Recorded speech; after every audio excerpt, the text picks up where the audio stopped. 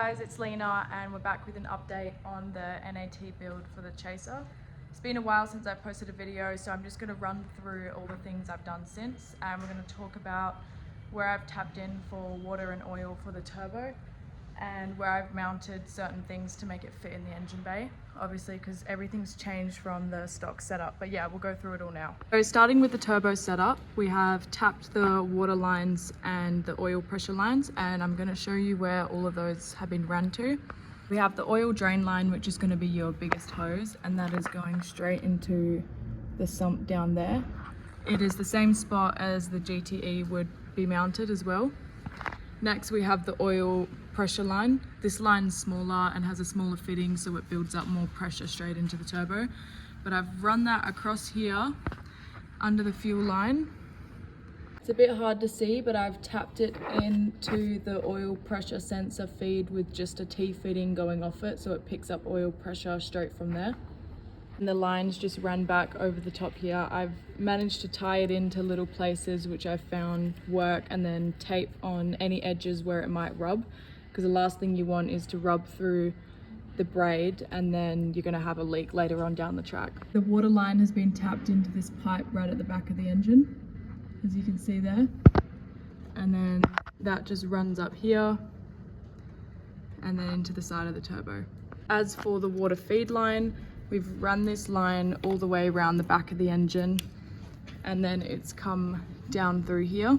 This line here runs all the way around the back of the engine and taps into the bottom line under here. There's lots of ways you can run these lines, but you just want to make sure that none of the hoses are going to be rubbing on anything and you're protecting all the edges and tying them in. So here we have all the lines P-clamped, going all along where they could be rubbing and sitting in holders here. And you want to run these lines in a way that they're not going to rub on anything. I need to adjust this one, but any areas that I can't P-clamp, I'm just putting some protective tape on it, because the last thing you want is something rubbing in between this stainless here and causing a leak. For the power steering pump, I really couldn't justify spending $100 on like a super power steering pump, so I'm just running the old one and I've just refitted it into another spot. I'll show you guys. Usually the stock power steering pump is mounted here, but yeah, didn't want to buy a new one, so I'm reusing the old reservoir. I've just tapped a line to the feed here, and then the line going to the return there. Same lines, I haven't had to adjust anything. I've had to extend this line and use some new hose. And then I've just made a bracket from here mounting down to the chassis, just so it's strong, doesn't move anywhere. It's out of the way of the throttle body, and it's got a bit of flex in it side to side, just in case it does need to move and stuff. But apart from that, pretty solid. It's out of the way of the fuse box and the battery. So yeah, that was an absolute pain to mount. For the wiring harness, I've decided to use the stock wiring harness just because, yeah, I mean, it works perfect. I just needed to rerun it in different ways. Stock wiring harness will come from over there, run through here, over the top, and then feed the coil packs down there. But I didn't want cable running over the front here when I have all these lines going here, and I just want it to be nice and tidy. Wiring, I've just taken everything apart and I've decided I'm gonna make it really nice and clean and run it along the back of the engine here. So this here is the wiring harness. It tucks quite nicely in between there. I'm doing some work on it at the moment, fixing up some earths, so it's not done yet. But then I've lengthened the cable here to feed the coil packs coming from the back. And then the harness wraps through here. It's all been heat protected.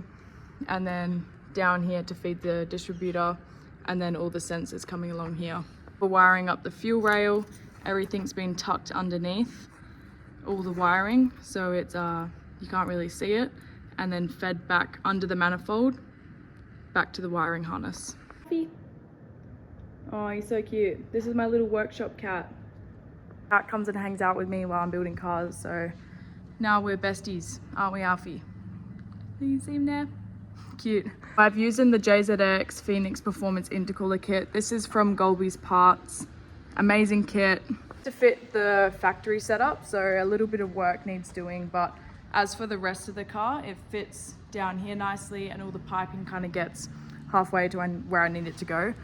But yeah, I'll run you through the piping. This intercooler piping is for the twin turbo factory setup. So I need to fab a pipe. I'm probably gonna cut it around here and then feed it down here and move the turbo down a little bit.